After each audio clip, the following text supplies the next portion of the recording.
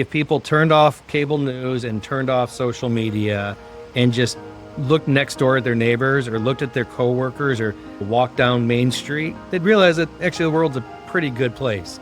You know, we get caught up in this sound machine, I think.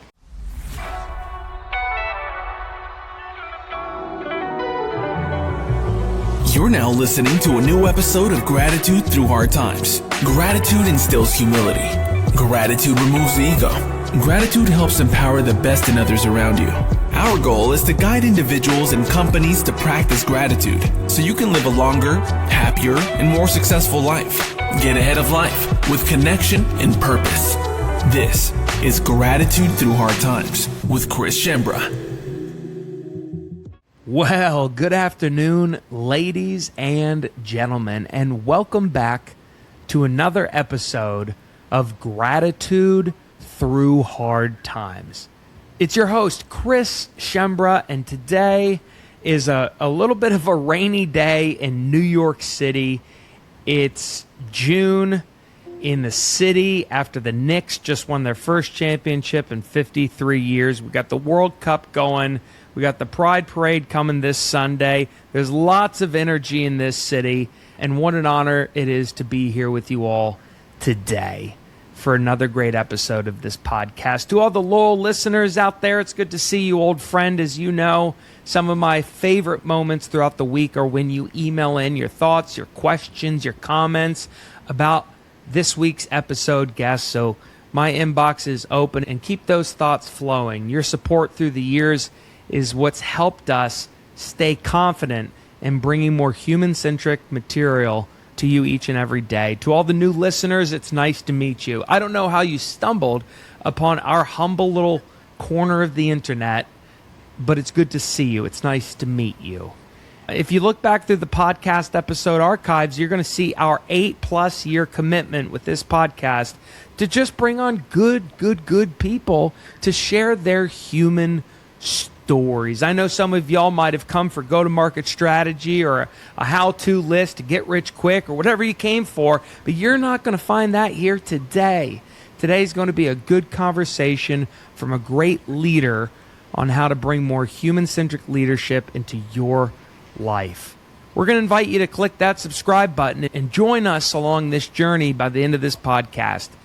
But just know, whoever sent you this episode, whatever you had to Google to get here, you're welcome, you matter, and you're on the right path. So it's good to see you. Today's episode is with an Italian paisano, Paul Mersino. Paul is sitting in Ann Arbor, Michigan right now, but is based in Detroit, Michigan. Shout out the Sovereign family. Shout out Josh Linkner. Shout out Lynn and Isaiah. But Paul is the president and CEO of Butzel. Butzel is literally coming up on their 175th anniversary, founded as a commercial litigation practice in 1854, folks. I mean, Paul has been admitted to the U.S. Supreme Court bar. He's been recognized as a Crain's 40 under 40, a Detroit business 30s in their 30s, and so much more. He's one of the best law firms. He's one of the best lawyers in America. He's a Michigan super lawyer from 2025, and the list goes on and on. He's Italian.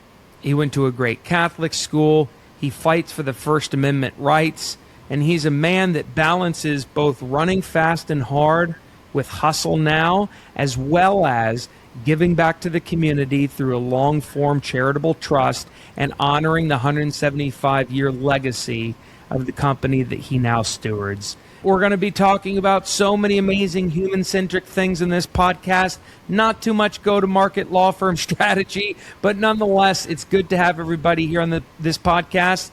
And let's welcome Paul today. Welcome, Paul. Nice to have you. Thank you, Chris. It's an honor to be here with you.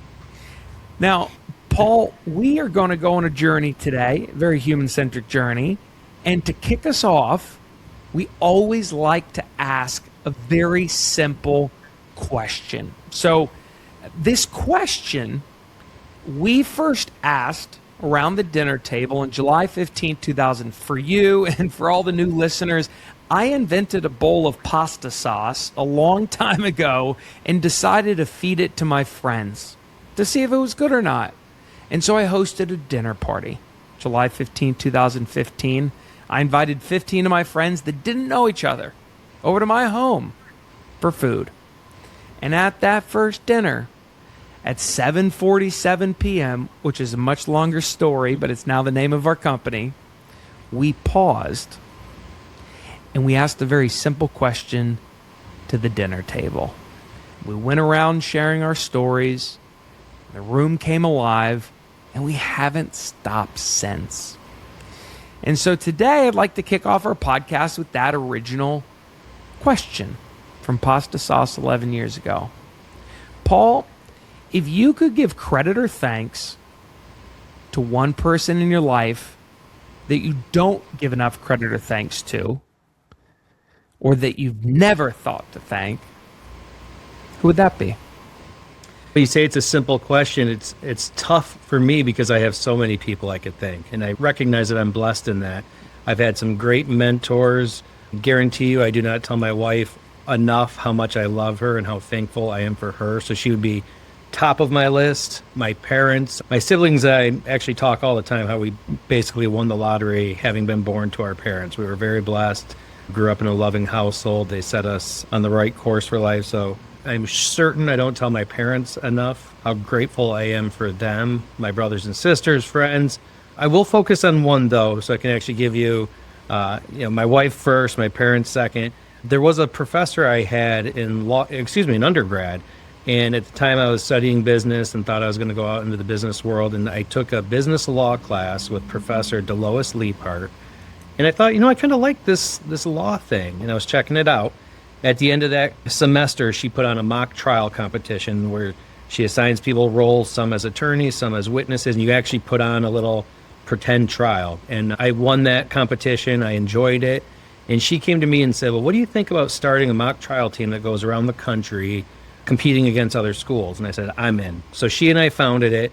Very literally, though, that changed the course of my life, because that's when I said, okay, I'm going to go to law school, finish law school. Here I am. This was over 20 years later. Here I am now running one of the biggest and oldest law firms in Michigan. Because that professor, she could have just kind of checked the boxes and taught what she was supposed to teach, but she went further than that and opened up a passion in someone. And I also know she's done that with many other people who are now lawyers too. So Professor Liepart, I don't know if you'll ever hear this, but you literally changed the course of my life. Professor Liepart, what do you think it was that made you open to her believing in you? Or what was different? Because I imagine she wasn't the first person to believe in you. I imagine that, she had to have done something maybe different, unique, consistent. What do you think that was in her abilities?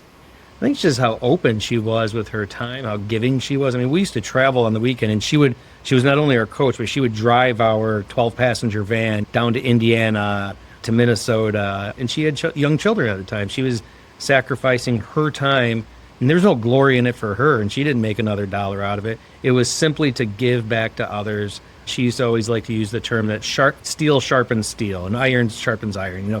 The people working together, trying to do excellent things, make each other better. So I think it was just amazing how giving she was with her time. That's pretty cool.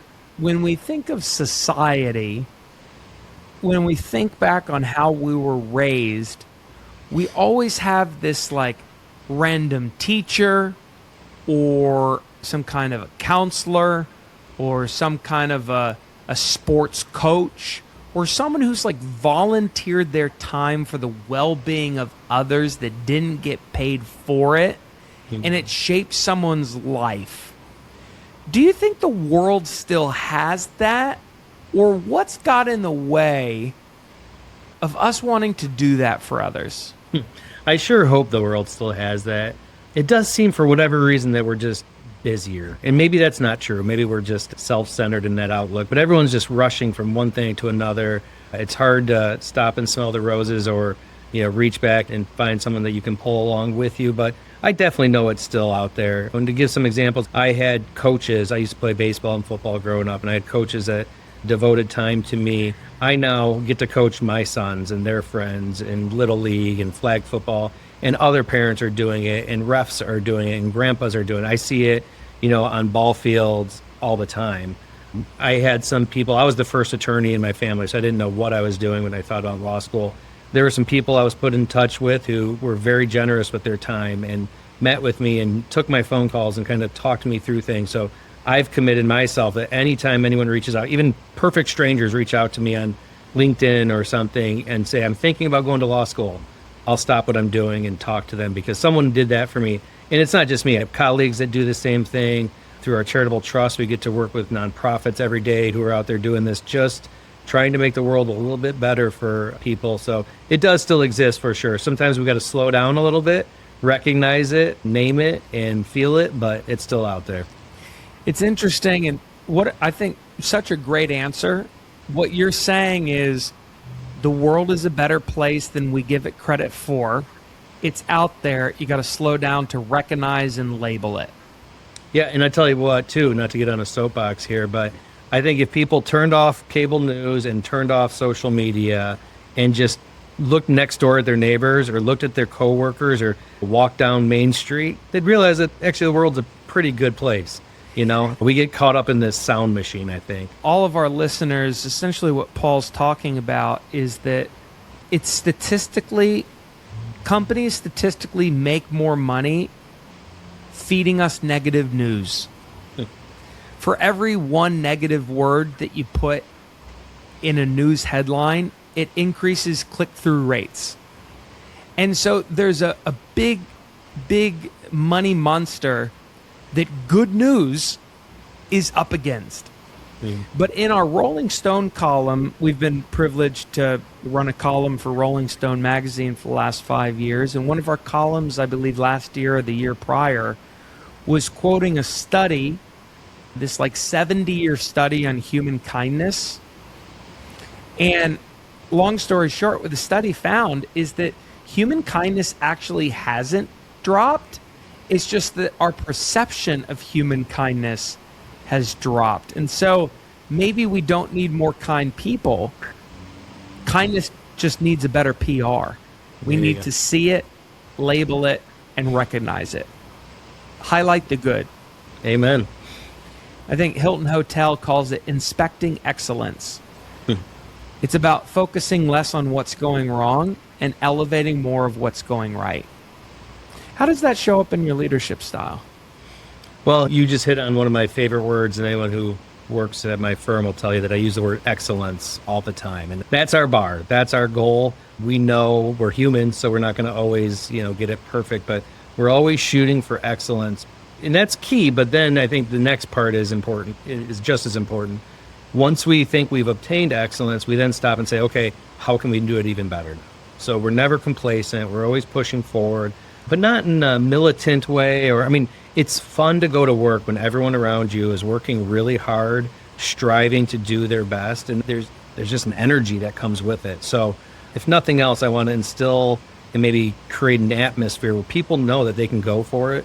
They can take risks. They can put their best out there, and that the people next to them are going to be doing the same thing. Because then it's a lot of fun. Then it doesn't feel so much like work because you're just continuously improving, continuously doing better, having a lot of fun while you're doing it. One of the things that you asked is how can we do it better?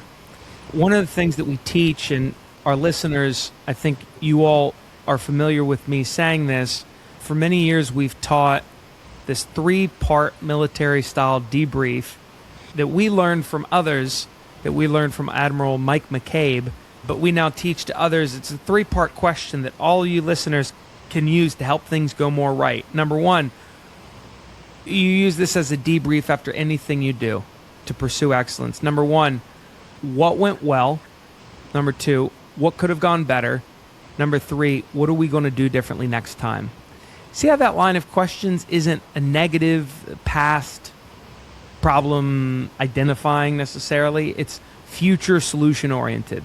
Yeah, I love that. That's beautiful. I'm going to I always joke that nothing I say is original. I just like stealing from smart people. So I'm going to borrow that line and use that method. The first speech I ever gave a long time ago was at the United Nations, and I ended my speech by saying, innovation is just history repeating itself looking different. So it's all, Well, another variation we have that's kind of similar to General McCabe's outlook is, and this is also something not original to me, but we call it the aggregation of marginal gains. And what we always say is if you could do everything just 1% better, you don't have to do anything drastically different, drastically better. We're not asking for miracles, but if you could do everything just 1% better, and then think of all the things you do throughout the day, and then you aggregate up all of those little marginal gains, all of those 1% betters, think of how much further you're going to be ahead. And that's whether it's producing a legal brief or a legal argument or running a business or cleaning your house or being a good father or husband. Just if you could try to do everything continuous daily improvement, just getting 1% better. And then if everybody's doing that, like, watch out, your organization cannot be stopped. It's a very good concept, the aggregation of marginal gains. It's very familiar, I think, to some of our listeners who have read books by James Clear, specifically called Atomic Habits, where it's about getting 1% better every day.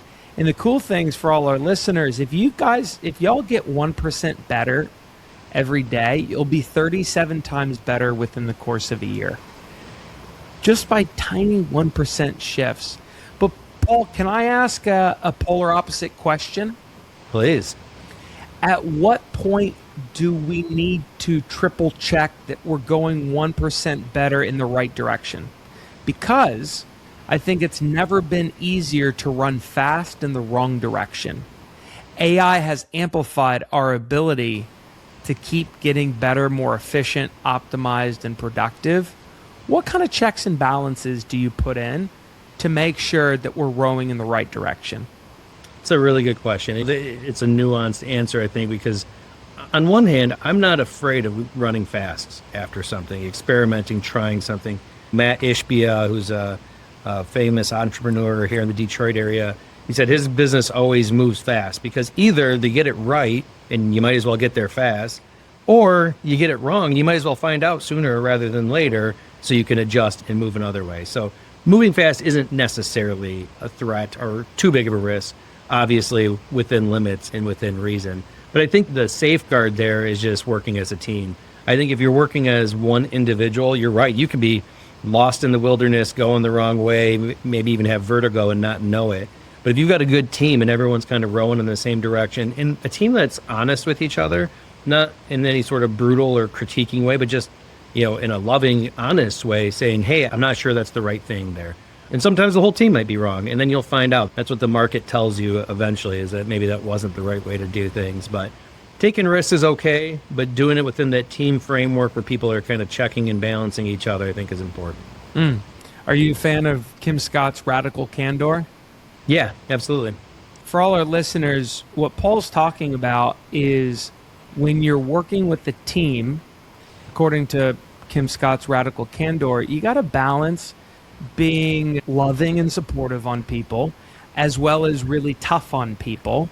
And you got to balance in between. If you're too tough on people, it's going to burn them out. If you're too soft on people, you're not going to get the best out of them. And so life is about finding that kind of balance, which is really where you get good things done. Yep.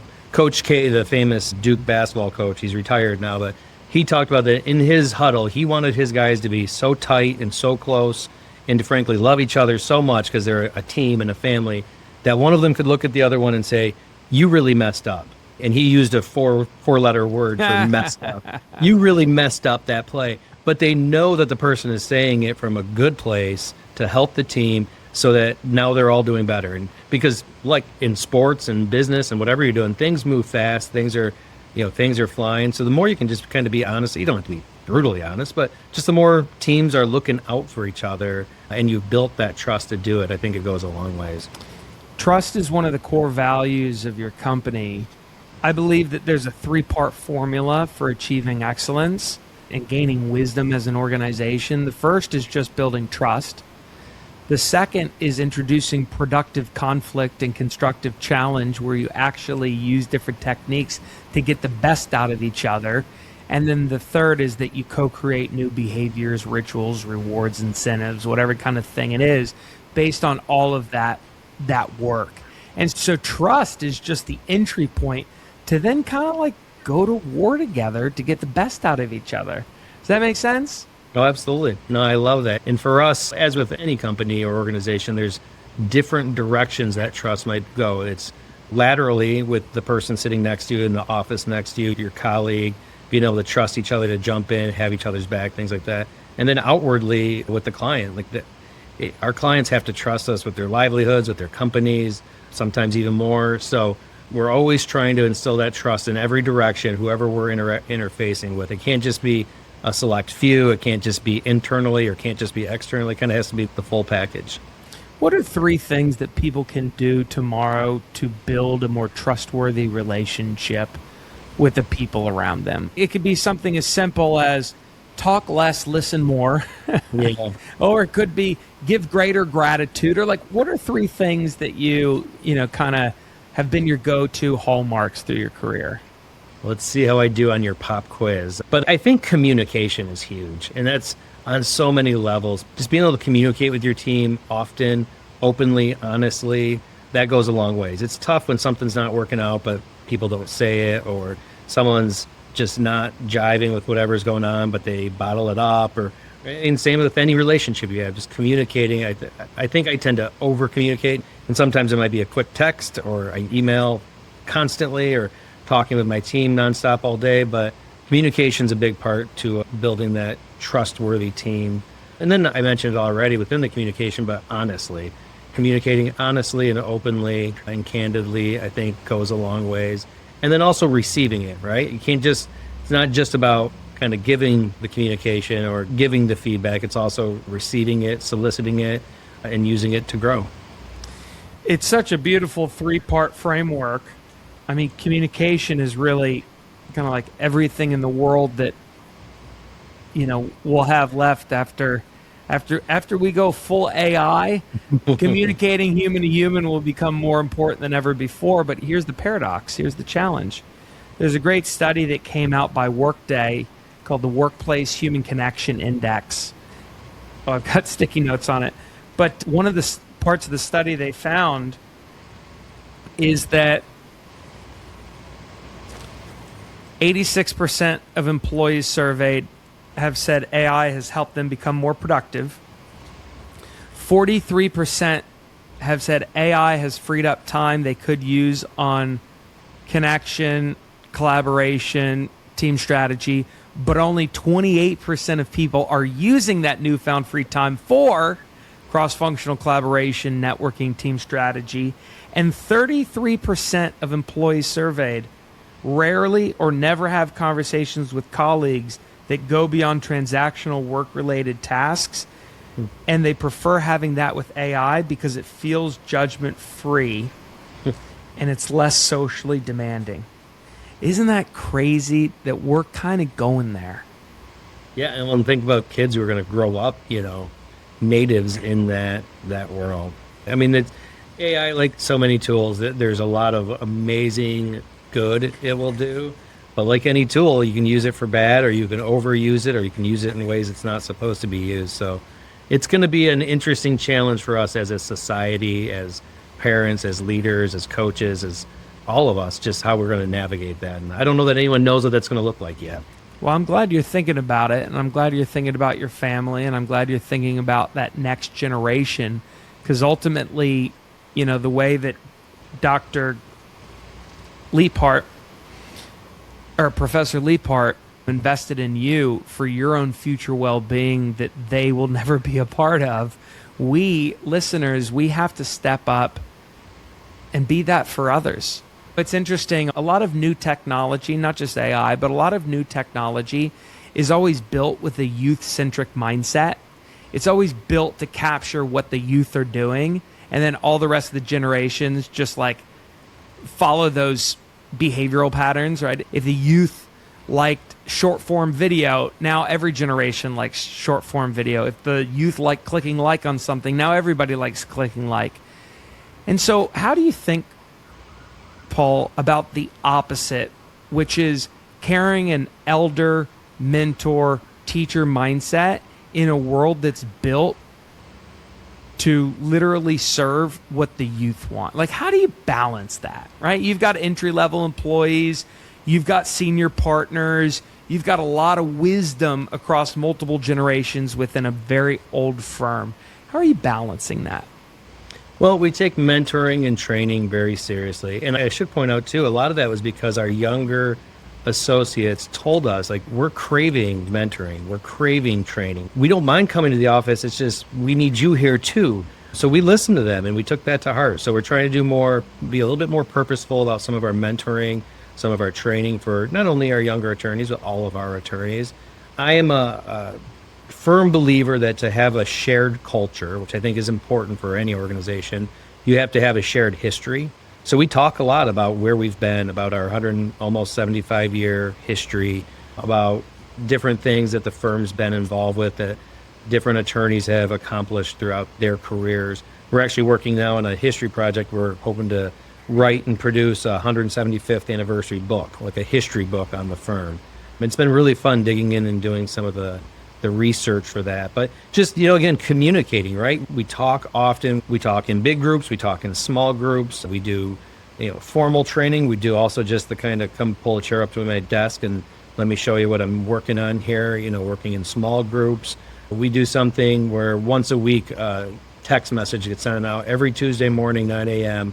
Everyone in the firm gets a text message. And sometimes it's very practical advice about something that the firm is doing or things that are due coming up or practical career advice. Sometimes it's just kind of a thought of the day, a philosophy of the day, a quote from someone that's worth sharing, but just a way for all of us. We're more remote work, we're spread out, we have 9 offices. This is just one small way where at that moment, everyone's kind of thinking about the same thing for a moment. So they're communicating, training, mentoring, and just being, we all have open doors, literally and figuratively, open door policy.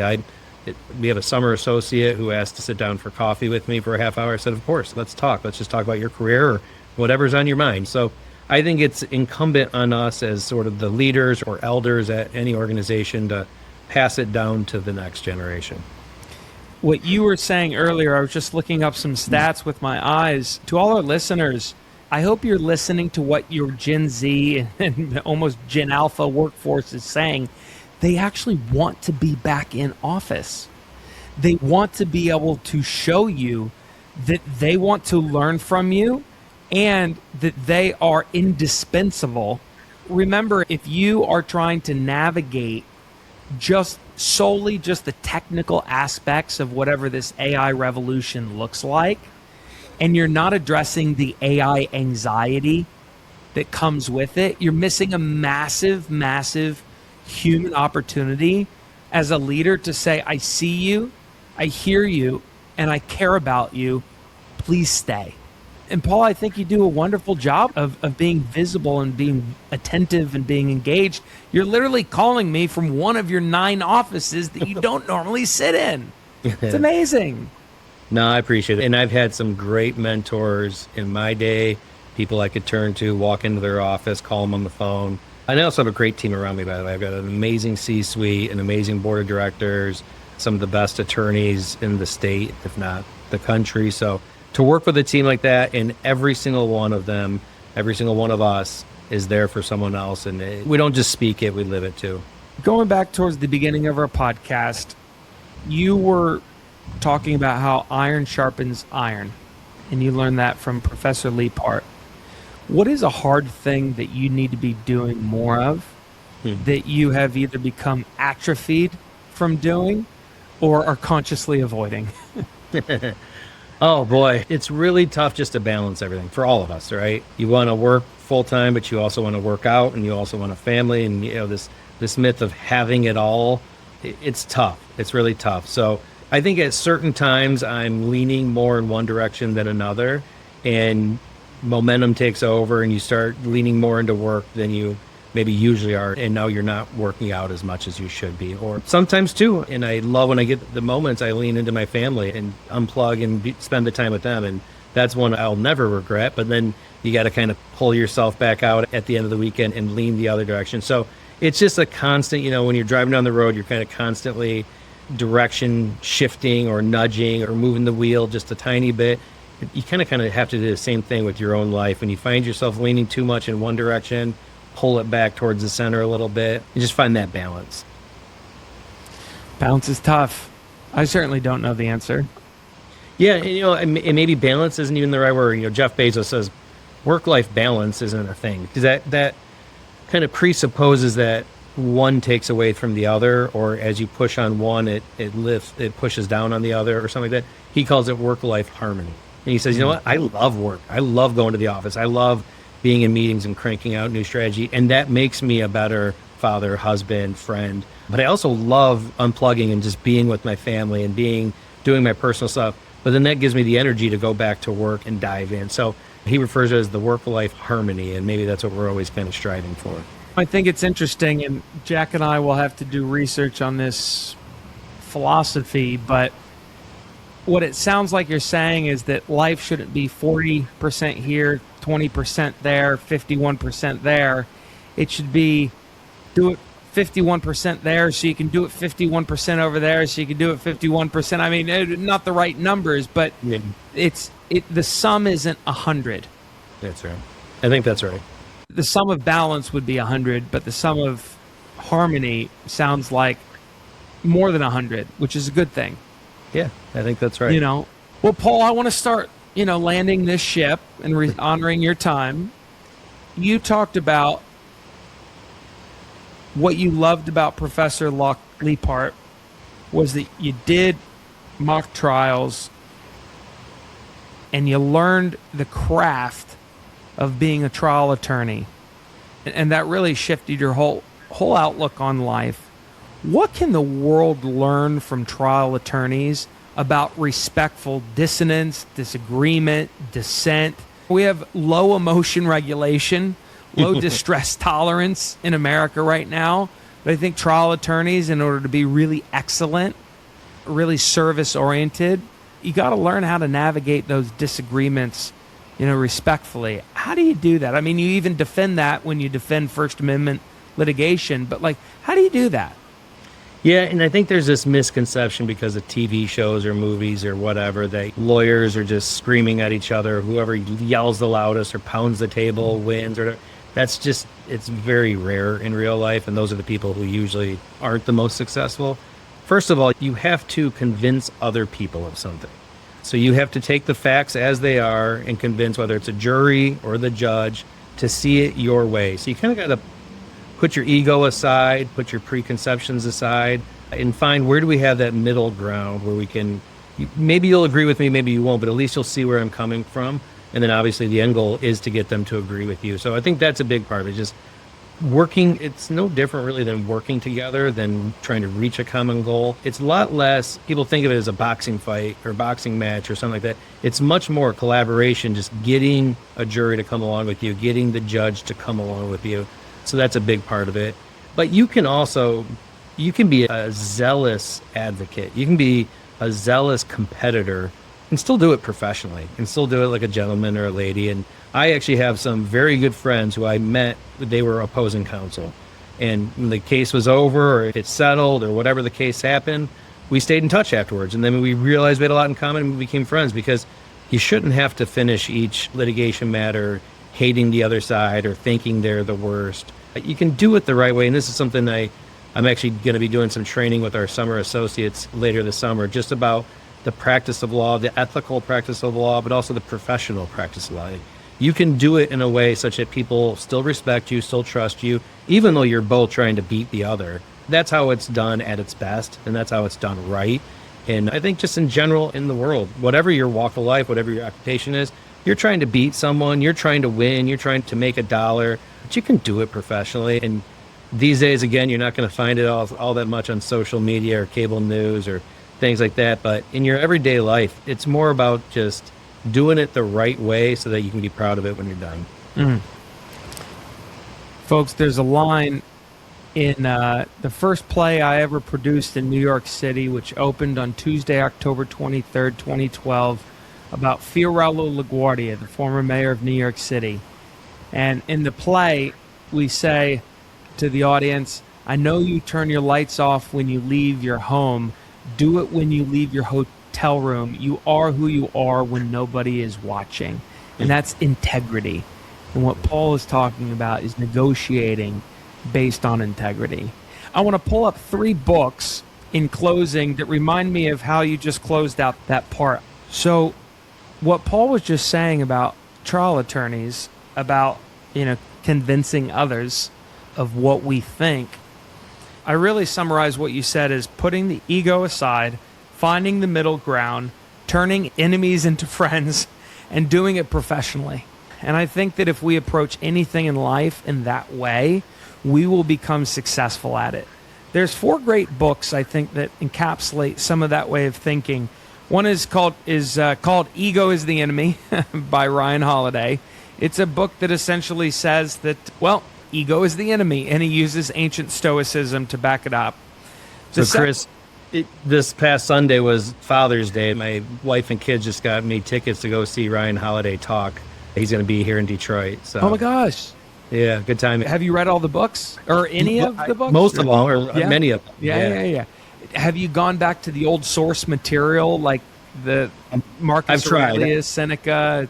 I need to dig deeper. I've definitely read Meditations, Seneca, a few others. I mean, I'm not a scholar on that by any means, but I enjoy it. This is cool. Oh, you're going to love it. You're going to love them. Folks that are listening, I think at this point in human history, our egos have accidentally become bigger than ever before. Scientists are calling it AI psychosis. The more you use AI, the more it convinces you are God and everything you put into it is right. And therefore, our egos in social media, likes and comments, have inflated more than ever before.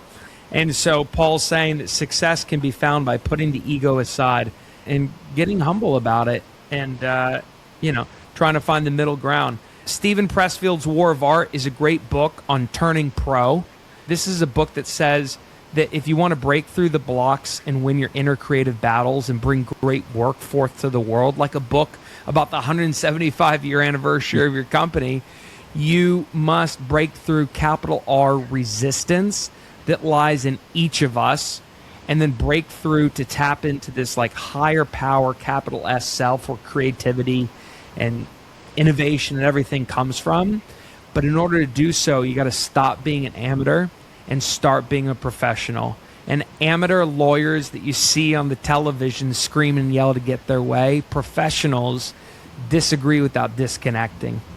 The 3rd book is Never Split the Difference, How to Negotiate as If Your Life Depends on It by Chris Voss, which is really about essentially convincing others of your way by using something called tactical empathy to make them feel seen and heard so that then they care to listen to you. We teach a couple of his core skills in our Inquisitive Empathy workshops: mirroring, labeling, and asking open-ended, calibrated questions. So you can do that to turn enemies into friends.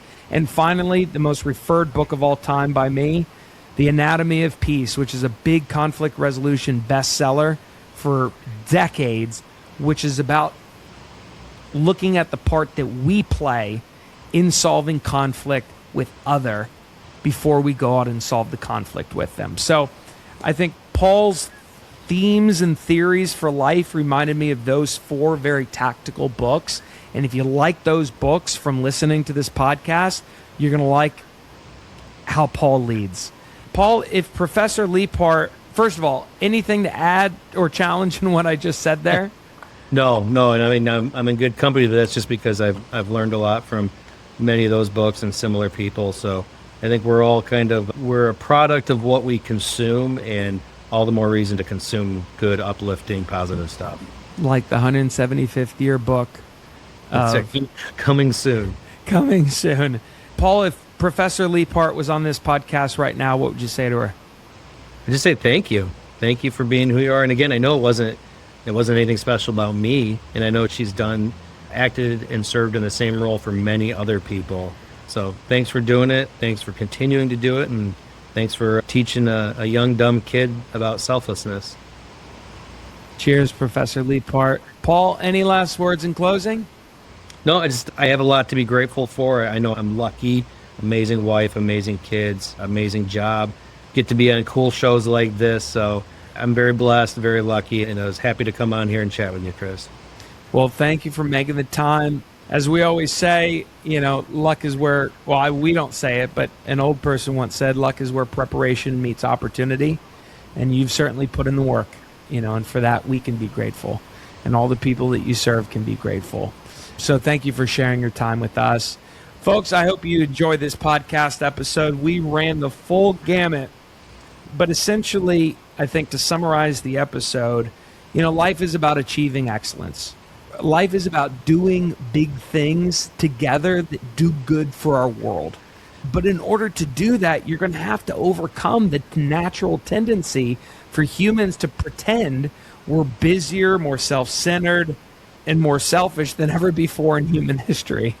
And you got to remember that the world is good and that you have good things inside of you. There are good people around you, and you're worthy of bringing goodness into our world. And if you remember that, you'll do some pretty amazing things with others. Set the ego aside, find the middle ground, turn enemies into friends, and do it as a professional. And if you can do that, your company might just be here 175 years from now. To all the loyal listeners of the podcast, it's good to see you, old friend. I look forward to hearing your thoughts on today's episode, especially all you Detroit listeners. To the new friends, hey, folks, I don't know what you thought you'd find, but I think you found the right thing, a human heart telling a good human story, reminding you that the way you're doing it matters. Stay the path. Thank the person that sent you this episode. Click that subscribe button, and we'll see you on another episode of Gratitude Through Hard Times. Hope you're having a phenomenal day on Earth, folks. Remember, it's your world. Go explore.